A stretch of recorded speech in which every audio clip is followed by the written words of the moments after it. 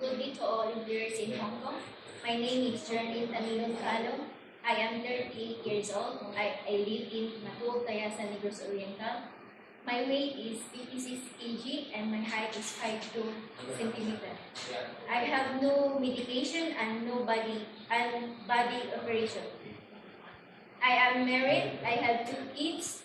They are both boys, ages 18 and 14 years of age. I am the eldest of 3 siblings. I got one brother and one sister.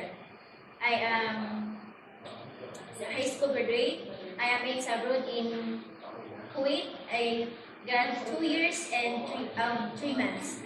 I work there, couple and 3 kids. I do my household there, washing, cleaning the cars, taking care of newborn baby, cooking sometimes when my co-worker is not around. And my second experience was in Oman.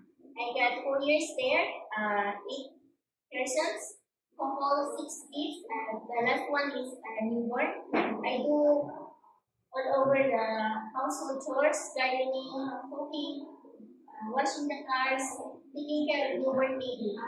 And lastly is in Hong Kong. I worked there last 2022 and this year 2025. I got 2 years and 10 months only.